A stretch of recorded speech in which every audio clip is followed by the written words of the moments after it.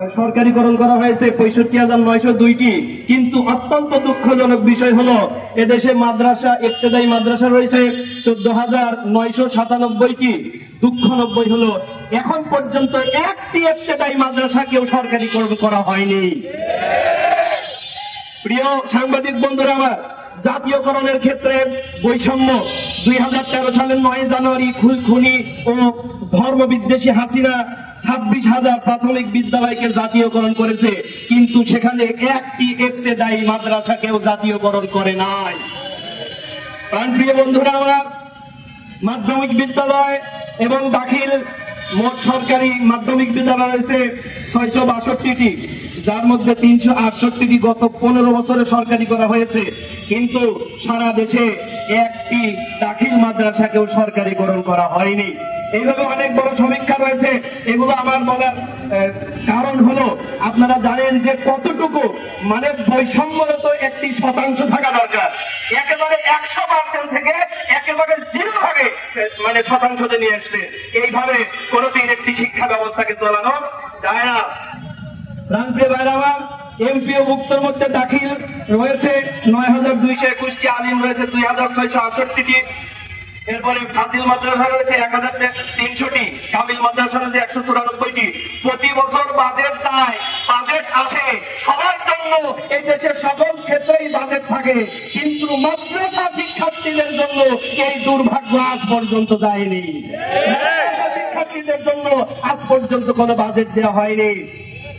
এখানে যোগ্য শিক্ষকের অভাব, প্রশিক্ষণের অভাব, শিক্ষা ব্যবস্থায় জবাবদিহিতা না থাকার কারণে মাদ্রাসা শিক্ষা ব্যবস্থা আজকে ধ্বংসের দ্বার প্রান্তে।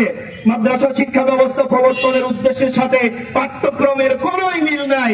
বিশ্ববিদ্যালয়গুলোতে থিওলজি অনুষদ খুলে তাদের নির্ধারিত উচ্চ শিক্ষার ব্যবস্থা গ্রহণ করা আজকে সময়ের দাবি।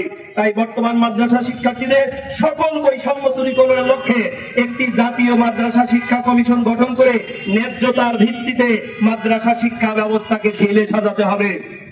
তবে এখানেও রয়েছে অত্যন্ত দুঃখজনক বিষয়, সেটা হলো মাদ্রাসা শিক্ষা ব্যবস্থার জন্য কমিশন হয়তো গঠন করা হবে, কিন্তু দেখা যায় যে এই কাজের সাথে যারা সংশ্লিষ্ট না তাদেরকে দিয়ে দেখা যাচ্ছে যে আপনার এই মাদ্রাসা শিক্ষা কমিশন গঠন করা হয়। মানে নরেন্দ্র মোদীকে যদি নামাজ শিক্ষা ব্যবস্থা বই লিখতে বললে যেই নামাজের অবস্থা হবে আমাদের সেই একই অবস্থা হবে আর কি।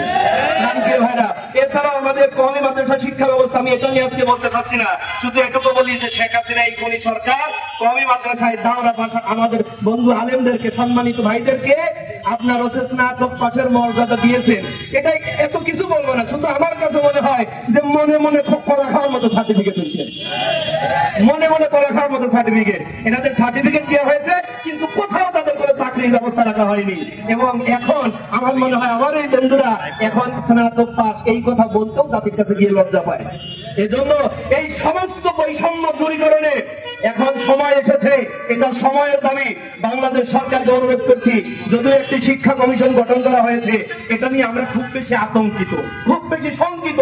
আমার কাছে মনে হয়েছে যে এই বাম রাম দিয়ে শিক্ষা কমিশন গঠন করে যদি আবার আমাদের উপরে একটি উল্টো পাল্টা শিক্ষা ব্যবস্থা চালানোর ব্যবস্থা গ্রহণ করে হয়, সেই দিন আর নাই। মনে হয় যদি এটা আবার চালিয়ে দেওয়ার